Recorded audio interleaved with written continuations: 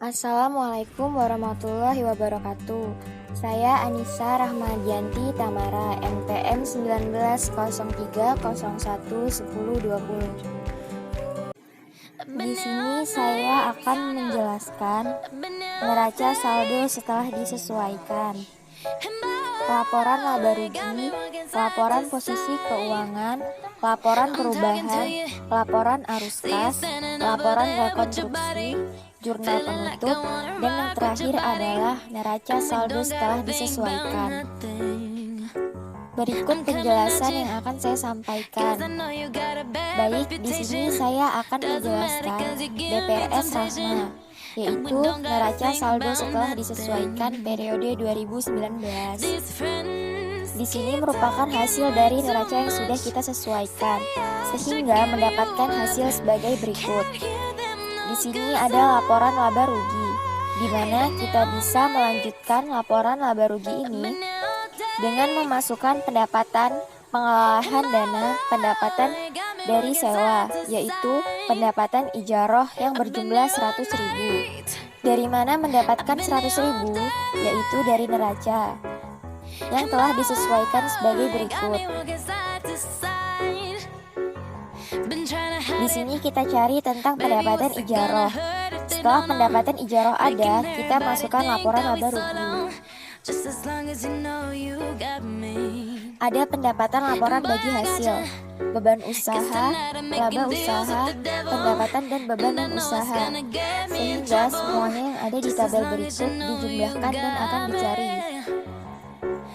Selanjutnya laporan perubahan, yaitu modal awal dan modal akhir. Di sini kita ambil seperti di neraca. Setelah disesuaikan, maka akan ada hasil dari neraca yang kita masukkan tadi seperti berikut. Selanjutnya di sini ada laporan posisi keuangan, meliputi aset dan liabilitas. Aset sendiri ada aset kas, penerapan pada BI, giro pada bank lain, efek-efek piutang murabahah, pembiayaan mudharabah, pembiayaan musyarakah, pinjaman kons, aset pajak tanggungan, aset tetap, aset lain-lain, sehingga semua data yang sudah ditentukan, jumlah dari aset tersebut, dan akan mendapatkan hasil seperti berikut, yaitu 9.103.047.000.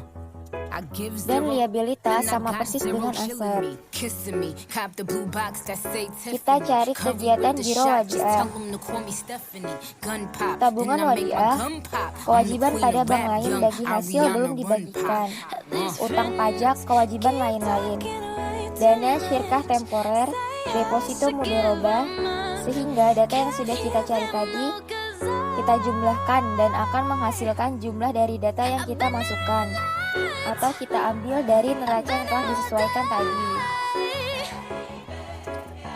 Setelah data tadi disatukan dengan ekuitas, modal saham, maka di jumlah ekuitas berapa hasil dari jumlah liabilitas dan ekuitas tersebut, yaitu 9.134.000.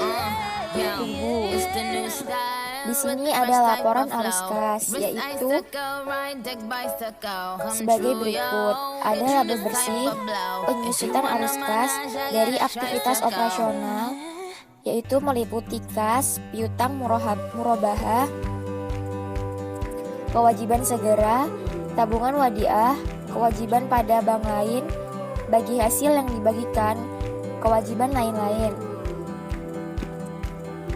Ada arus kas dari aktivitas investasi, ada juga arus kas dari aktivitas pendanaan. Aktivitas dari pendanaan tersebut meliputi dana syirkah temporer, deposito mudharabah, dan dana syirkah temporer tabungan mudharabah.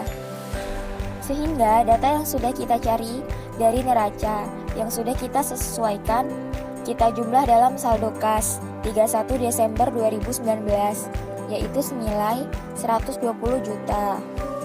Setelah itu, ada laporan rekonsiliasi atau laporan bagi hasil. Laporan bagi hasil tersebut meliputi jumlah pendapatan usaha utama, pengangguran, pendapatan tahun berjalan atau setara karsyap, dan penambahan ada juga pendapatan yang tersedia untuk dibagi, yaitu ada bagi hasil yang menjadi hak bank, ada bagi hasil yang menjadi pemilik dana, sudah didistribusikan dan dibagi hasil yang menjadi pemilik dana. Sebelum distribusikan, yaitu yang berjumlah sebagai berikut. Data yang kita ambil di sini seperti biasa diambil dari neraca yang sudah kita sesuaikan, sehingga terdapat data sebagai berikut, yaitu ada lagi jurnal penutup. Jurnal penutup yaitu dimulai dari tanggal 31 Desember 2019.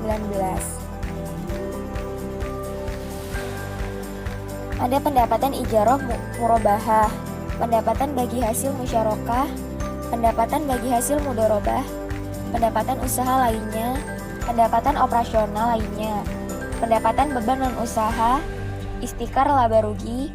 Data yang sudah kita ambil tadi dimasukkan ke debit atau kredit, di mana debit ini yaitu ada 100.000, dan pendapatan ijarah 1 juta dari pendapatan mudharabah, 5 juta dari pendapatan musyarakah, dan lain sebagainya.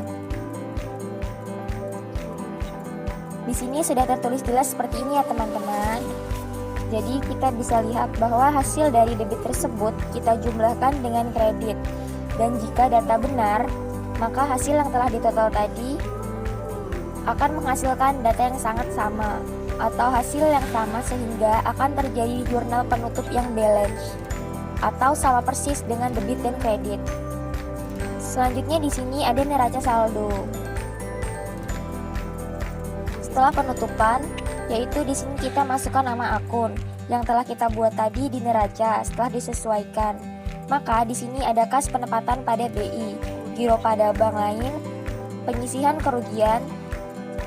Pada giro bank lain ada efek-efek, penyisihan kerugian efek-efek, piutang mudharabah, penyisihan piutang mudharabah, pembiayaan mudharabah, penyisihan kerugian pembiayaan mudharabah, pembiayaan musyarakah, penyisihan kerugian musyarakah, pinjaman kons, penyisihan kerugian kons, aset pada tanggungan, aset tetap, aset lain-lain, dan ada nama akun lain. Yaitu dari data yang sudah kita tahu. Dari neraca yang sudah disesuaikan tadi, kita masukkan ke debit dan kredit. Seperti yang kita lihat sekarang, jadi kita masukkan angka ke dalam debit, efek-efek kepada kredit, penyisihan efek-efek kerugian ke dalam kredit, sehingga di sini pengeluaran dan pemasukan akan dihitung. Dan ternyata di sini total yang dihasilkan sama persis. Maka akan terjadi balance atau sama dengan pengeluaran atau pendapatan. Jadi seperti itu teman-teman yang dapat saya jelaskan. Semoga bisa dipahami. Semoga bermanfaat. Semoga teman-teman bisa memahaminya dengan baik. Apabila ada kesalahan, kurang dan lebihnya saya mohon maaf. Saya akhiri. Wassalamualaikum warahmatullahi wabarakatuh.